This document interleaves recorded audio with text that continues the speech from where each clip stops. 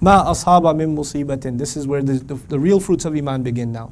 Ma asaba min musibatin illa bi'idhnillah. There is not a single difficulty, calamity. You know what a calamity is, guys?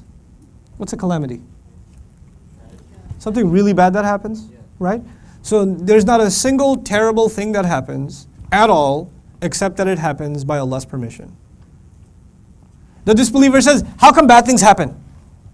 If there was a God, how come bad things happen? And he says, not a single bad thing happens except that I let it happen. He's not hiding it. He's not saying, no, I don't do bad things.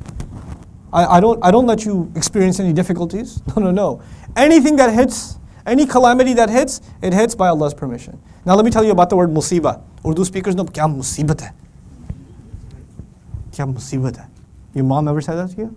Kya musibat hai? Idhar aao. Right? Bula ke thak gayi hu. Kya musibat hai? Musibah comes from asaba. Asaba actually means to shoot an arrow and hit the target. When you bullseye, it's called asaba. And the arrow that hit it is the musibah. Musibah is the thing that hits. And hits what? Exactly what it was supposed to hit. Bullseye.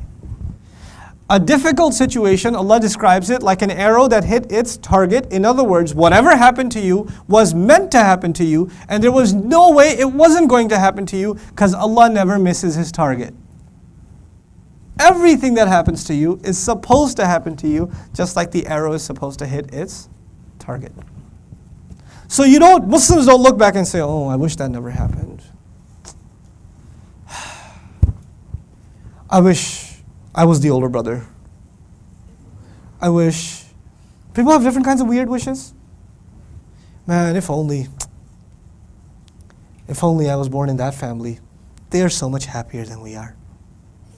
If only I didn't have these parents. Can't have another parents. People say, if only I didn't have a daughter. If I had a son, so much better. Shame on you, by the way. You should get slapped by someone. You should say something like that. You should get slapped for that one. But anyway. People say, I wish this, I wish that, I wish the other. I wish I didn't marry this person. Oh well. So goodbye to the next 40 years. Allah is saying nothing hits you in life. Nothing hits you in life. Except that it was meant to hit you. And it happened by Allah's permission. Islam is not about changing reality. I don't know if I told you guys this thing about dua or someone else. Was I telling you? Because I have two groups and everything's mixed up now. What is the purpose of dua? Did I tell you? Change reality? Or not? To help us deal with this reality. Because what is going to hit you, no matter how much you try, will still hit you. But how can you have the strength to deal with it? First, know that it came by Allah's permission. وَمَنْ يُؤْمِن بِاللَّهِ يَهْدِ قَلْبَهُ. And whoever would truly believe in Allah, then Allah will guide their heart. Their heart will be at ease no matter what the situation. This is the ayah, man. This is the ayah. The ayah is bad things will happen, but if you really believe in Allah, your heart will be fine. You're not going to be at unrest. You're not going to be angry or depressed or sad or overwhelmed or crying constantly. You're not going to be like that. Your heart will become at ease. Yes, in the beginning, we're human beings. When something bad happens, the heart is rattled. We are angered. We are saddened. We are depressed. We are all of those things. But eventually, if you really have iman in Allah, Allah will taper off your heart and you'll be fine. You'll be able to survive. And without iman in Allah, that grief and that sadness and that pain will never go away, and some people might even kill themselves because of something bad that happens. They might not even be able to live. They might be in a lifelong depression. Allah is telling us in this ayah that those who believe in Allah, Allah lets them move on with life. My teacher told me this story when he was teaching this ayah. I'll tell you the same story. It was of one of his teachers. One of his Quran and Arabic teachers was a really happy, hilarious teacher. He was always talking about funny things, and he always used to mention his wife and his son all the time. He loved both of his wife and his son. His son was 18 years old, and he was graduating early from college. And the parents are old. Their parents are actually significantly older, so they weren't able to come to the graduation ceremony. So the son is at the graduation ceremony, and he's so happy, and the parents are so proud that our son graduated from college. It's the only son they have, and he's driving back on his motorcycle on the way home, and he dies in a car accident.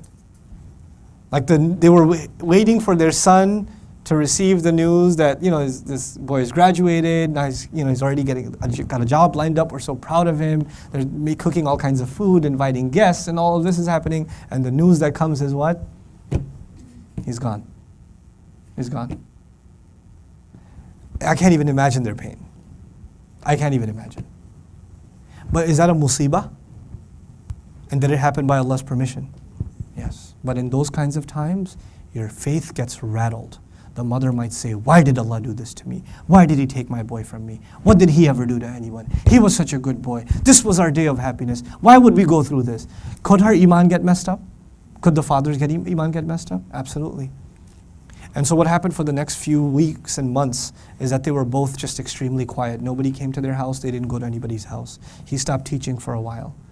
And they're just quiet. They're just depressed. And then the teacher came back to teaching and he told the story. And you remember he loved telling stories about his family? And he told the story to his students. He says, after a few weeks I went to my wife and I said that you and I are Allah's slaves.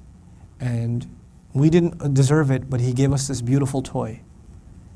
And He let us play with this toy for 18 years. And then He took back what was His. And we're complaining that He gave us a toy.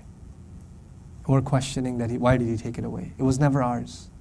It was His. Instead of being grateful, we're complaining.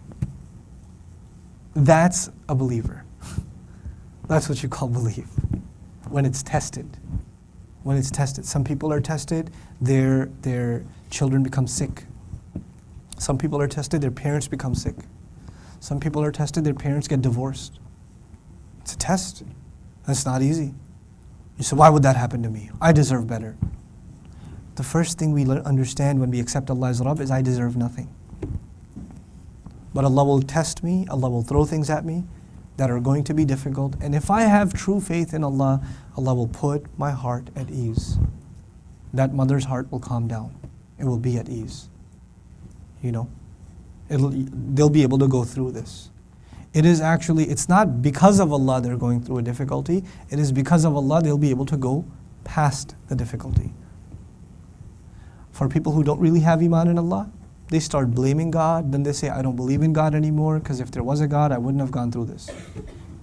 I don't want to believe. That's attitude. You can learn about God as one. You can learn about reflect on creation. You can come to it intellectually. But if you're emotionally broken, you won't have faith.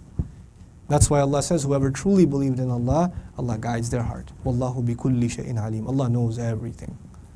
وَأَطِيعُوا اللَّهَ وَأَطِيعُوا الرَّسُولَ فَإِن تَوَلَّيْتُمْ Obey Allah and obey the Messenger. And if you people turn away, if you people, because of whatever happened, you decide, I'm not going to obey Allah anymore. I'm not going to obey the Messenger anymore. If you people turn away, فَإِنَّمَا عَلَى رَسُولِنَا الْبَلَاغُ الْمُبِينَ Our Messenger's only responsibility is to give the message to you clearly. That's all he's responsible to do. He's not required to do anything else. In other words, you will not hold him responsible. And this is why the Prophet was being told, because the Prophet would get sad when people would walk away.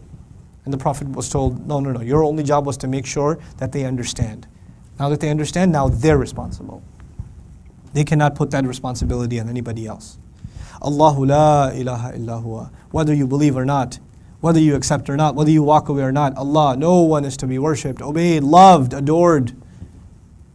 No one is to receive devotion in any way, shape or form except He. وَعَلَى اللَّهِ فَلْيَتَوَكَّلِ الْمُؤْمِنُونَ And it is only upon Allah that true believers should place their trust. True believers should only and only trust Allah. When we question what happens in our life, then it's like we don't trust Allah.